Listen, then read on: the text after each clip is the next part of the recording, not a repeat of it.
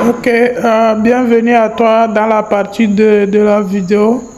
On avait vu comment déterminer une structure haussière, une structure baissière selon la Smart Money Concept et également comment euh, voir comment décomposer la structure. On a vu que si tu prends un mouvement en H4, cela peut constituer une mini-structure en unité de temps inférieure, que ce soit H1, M30, M15 ou bien M5. Quand on prend un mouvement, ça donne une structure en unité de temps inférieure de l'unité de temps qu'on a pris ce mouvement. Donc, c'est ce qu'on appelle la notion d'imbrication du marché. Ici, nous allons voir ce qu'on appelle le concept de la liquidité. La liquidité, c'est quoi? C'est là où se placent les stop-loss de ceux qui tradent les supports et résistances. Donc, on a deux types de supports et résistances. On a des supports et résistances qui sont horizontales et obliques. Donc, cela donnera le type de liquidité en fonction de la nature du support et résistance. Donc, dans un premier temps, on a les equal low et les equal high. Donc, c'est ceux qui tradent les supports qui sont horizontaux. Maintenant, pour ceux qui tradent les supports et résistance obliques, qu'on appelle encore trend line, ligne de tendance, et qui prend des positions sur des rebonds au niveau des trend lines, c'est ça qu'on appelle paycheck. Maintenant, pour les supports qui sont horizontaux, ça veut dire que c'est les equal low et equal high. Qu'est-ce que cela veut dire? Equal high veut dire égalité des hauts. Donc, pour tracer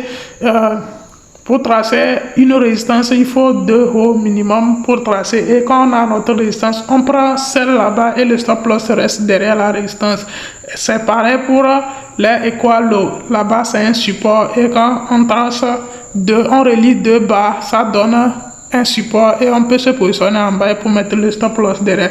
Alors, selon le concept de la Smart Money Concept, selon le concept de la Smart Money, il paraît que le marché manipule ceux qui tradent ces genres de support et résistance. Donc, si vous avez une zone de décision qui est devant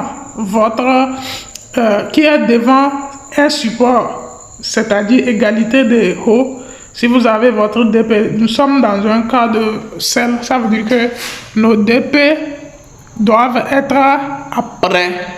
Maintenant, les equal high, parce que après la résistance, sinon, si le marché décide de manipuler ces supports résistance et que notre décision point est après et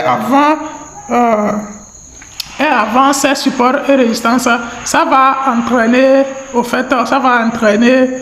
nous entraîner en fait, parce que le marché va venir chercher la liquidité qui est derrière notre DP pour aller dans le sens contraire de ces supports et résistances. Donc, qu'est-ce que nous devons faire? Nous, on doit maintenant chercher les points de décision qui sont derrière les supports et résistances qui sont manipulés. Donc, et quoi, si vous avez un DP qui est avant un support, c'est-à-dire égalité des hauts EQH, vous devez ignorer cela. Donc, il faut prendre les DP qui sont après les EQH, equal high.